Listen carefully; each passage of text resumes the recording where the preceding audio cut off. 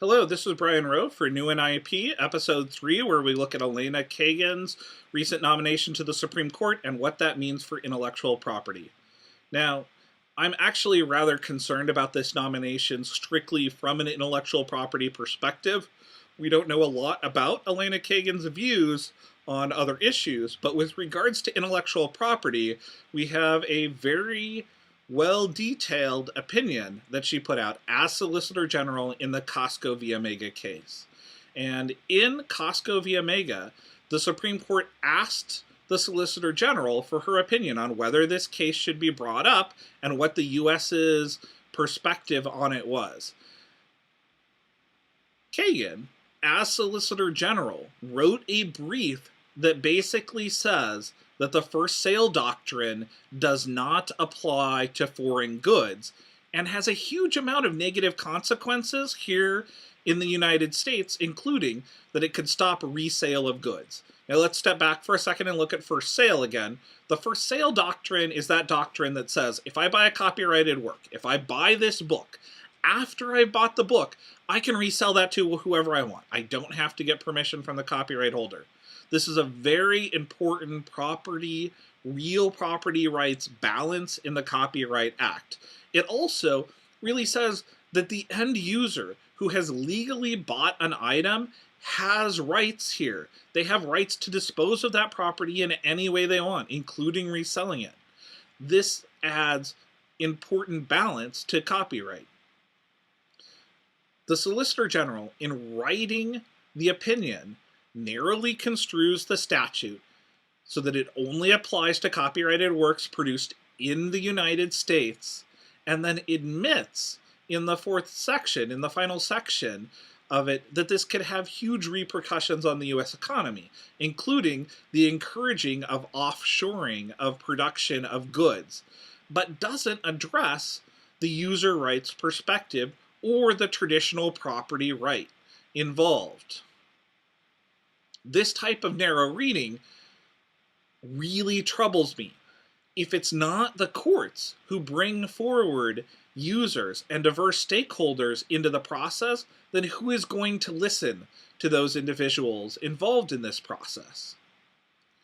Now, in rereading the Solicitor General's report, there was one bright spot. That was in the area of copyright misuse. Copyright misuse is something we haven't talked about in the past on New NIIP. It's the concept that copyright is being abused, and the Solicitor General points out that even under the narrow reading of the first sale doctrine, that the issue of copyright misuse has not been addressed. That the idea that Costco can throw a little copyrighted symbol on the back of their watches and claim it to be a copyrighted good that is protected under the Copyright Act may be a blatant abuse of copyright. And the Solicitor General, Elena Kagan, does not take a stand on whether this is copyright abuse, but at least says that the lower court still has time to review this and throw the case out if they find that. Now, copyright misuse is a very new doctrine, and her cites actually are to patent law cases in the brief. I would love to see this type of doctrine expanded, and that gives me some hope in the nomination for Elena Kagan. But at this point, the lack of a user rights perspective and the lack of a discussion of traditional property law really concerns me. The court needs to stand up for end users. Additionally, I'm also concerned that digital rights are not really discussed in this brief.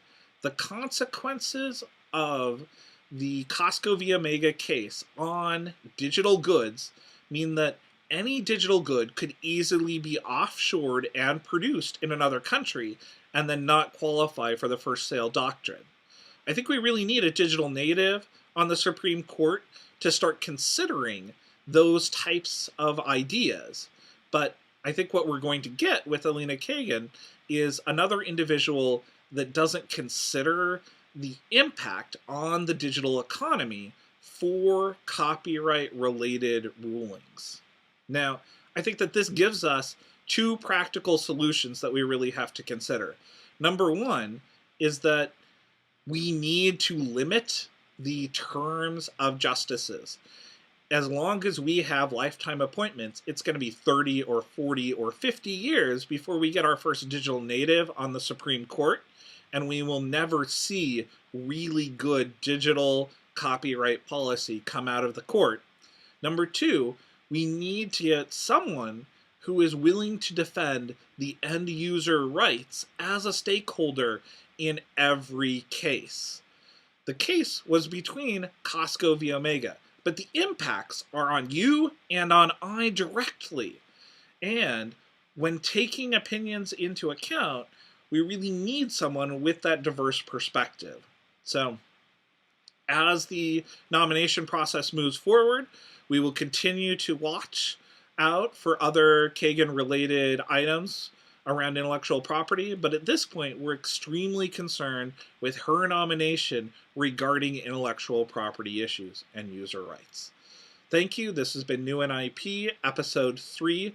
All New NIIP episodes are under a Creative Commons by license. Feel free to remix and reuse this content.